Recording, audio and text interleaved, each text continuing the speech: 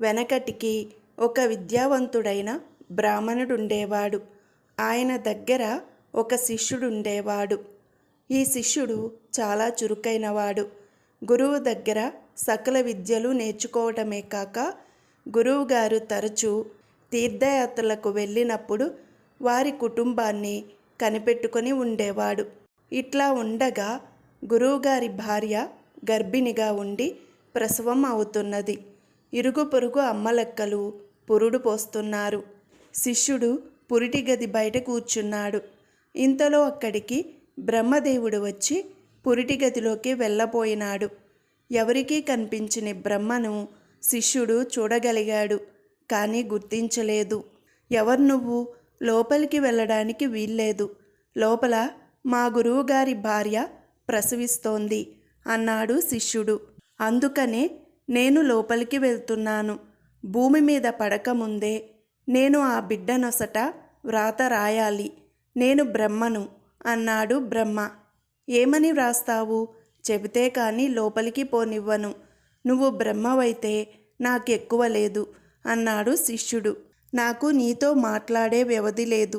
అదీగాక నా వ్రాత ఎవరికీ ముందుగా తెలియకూడదు అన్నాడు బ్రహ్మ. అయితే నువ్వు లోపలికి వెళ్ళడానికి వీల్లేదు అన్నాడు శిష్యుడు మొండిగా. ఏమి రాస్తానో నీకు చెప్పగలను, కానీ నువ్వు మళ్ళీ ఎవరికైనా చెబితే తల పగిలి చస్తావు అని బ్రహ్మ శిష్యుణ్ణి భయపెట్టాడు. నాకదంతా తెలీదు. నువ్వు రాసే వ్రాత ఏమిటో చెప్పి మరీ లోపలికి వెళ్ళు అన్నాడు శిష్యుడు. అయితే విను. ఈ సంగతి ఎవరికన్నా చెప్పావా నీ తల బ్రద్దలవుతుంది. మీ గురువుగారి భార్యకు మగపిల్లవాడు పుట్టబోతున్నాడు. బ్రతికి ఉన్నంతకాలము వాడికి మూటెడు ధాన్యము, ఒక ఆవు మాత్రమే ఉంటాయి అన్నాడు బ్రహ్మ. అంత దరిద్రమా? ఒకరికి పెట్టుకునేటందుకు చేసుకునేటందుకు కూడా లేదా అన్నాడు శిష్యుడు. చేసుకున్న వారికి చేసుకున్నంత నేనేం చెయ్యను అన్నాడు బ్రహ్మ. పోనీ అవైనా తీయకుండగా ఉంటాయా అన్నాడు శిష్యుడు. తీయకుండా ఉంటాయి అంటూ బ్రహ్మ పురిటి గదిలోకి వెళ్ళాడు. మరి కాసేపటికి పురిటి గదిలో నుంచి పుట్టిన పిల్లవాడి ఏడుపు వినిపించింది. కొన్ని సంవత్సరాలు గడిచాయి. గురువుగారి భార్య మళ్ళీ కనడానికి సిద్ధంగా ఉంది. గురువుగారు ఎప్పటిలాగే తీర్థయాత్రలు చేస్తున్నాడు. శిష్యుడు మటుకు యథాప్రకారం పురిటి గది బయట కాపలా ఉన్నాడు. మళ్ళీ బ్రహ్మదేవుడు వచ్చాడు. శిష్యుణ్ణి చూశాడు. నువ్వింకా ఇక్కడే ఉన్నావా అన్నాడు. ఉన్నాను స్వామి. ఈసారి ఏం పిల్ల, మీరేమి వ్రాత రాయబోతున్నారు అని అడిగాడు శిష్యుడు. అదంతా నీకనవసరం, నన్ను లోపలికి పోని అన్నాడు బ్రహ్మ. చెప్పందే లోపలికి పోవడానికి వీల్లేదు అన్నాడు శిష్యుడు. చేసేది లేక బ్రహ్మ చెప్పేశాడు. ఈసారి ఆడపిల్ల, దానికి పెళ్లి గీత లేదు. రోజు ఏదో ఒక పెళ్లి సంబంధం మాత్రం వచ్చి తిరిగిపోతూ ఉంటుంది అన్నాడు బ్రహ్మ. శిష్యుడికి చెప్పరాని కోపం వచ్చింది. కానీ ఏం చేస్తాడు? బ్రహ్మవ్రాతకు అడ్డమేముంది? ఈ సంగతి ఎవరితోనైనా చెబితివా నీ తల పేలిపోతుంది అంటూ బ్రహ్మ పురిటి గదిలోకి వెళ్ళాడు. ఇది జరిగిన కొద్ది కాలానికే శిష్యుడు గురువుగారి వద్ద చదువు పూర్తి చేసి స్వగ్రామానికి వెళ్ళి పెళ్లి చేసుకొని ఒక ఇంటివాడైనాడు. కొద్ది సంవత్సరాలు గడిచాయి. శిష్యుడికి ఎప్పుడు తన గురువుగారి పిల్లలకు బ్రహ్మ రాసిన వ్రాతే జ్ఞాపకం వస్తూ ఉండేది. దానికేదైనా ప్రతిక్రియ లేదా అని ఆలోచిస్తూ ఉండేవాడు. కానీ బ్రహ్మవ్రాతకు తిరుగు చేయటం ఎట్లా? ఆ వ్రాత ప్రకారం జరిగితే పాపం ఆ ఇద్దరు పిల్లలు నిష్కారణంగా చెడిపోతారే అని శిష్యుడు ఎప్పుడూ విచారిస్తుండేవాడు. ఇట్లా విచారిస్తూ పోగా శిష్యుడికొక గొప్ప ఆలోచన తట్టింది. అతను వెంటనే గురువుగారి గ్రామానికి ప్రయాణం కట్టాడు. గురువుగారు, ఆయన భార్య చనిపోయి కొద్ది కాలం అయింది. గురువుగారి అబ్బాయికి వివాహమైంది. అతను పౌరోహిత్యం చేస్తూ పొలం చూసుకుంటున్నాడు. ఎంత కష్టపడి పనిచేసినా, ఎంత సంపాదించినా బ్రహ్మవ్రాత ప్రకారం అతనికి దొడ్లో ఒక ఆవు, ఇంట్లో మూటెడు గింజలు తప్ప మరేమీ మిగలడం లేదు. గురువుగారి పిల్లకు యుక్త వయసు వచ్చింది, కానీ ఆమెకింకా సంబంధం కుదరలేదు. ఎంతమందో వచ్చి చూసిపోతారు, కానీ ఒక్కరూ పెండ్లాడరు. ఆ పిల్లకు పెళ్లి కానందుకు వదినే రోజు ఆ పిల్లను తిట్టుతున్నది. ఆ పిల్లకు ఆ ఇంట్లో ఉండడం కష్టంగా ఉంది. శిష్యుడు ఆ ఇద్దరికి తాను ఆలోచించిన సలహాలు చెప్పేశాడు. గురువుగారి కొడుకుతో ఈ విధంగా చెప్పాడు. నువ్వు డబ్బుకేమీ విచారించకు, నీ దారిద్ర్యం చూసి భయపడకు. నీ దగ్గర ఉన్న గింజలు పెట్టి సరిపోయినంత మందికి సంతర్పణ చేసేయి. సాయంకాలం అయ్యేసరికి ఇంట్లో ఒక్క గింజ మిగల్చుకు. దొడ్లో ఆవును కూడా ఉంచకు.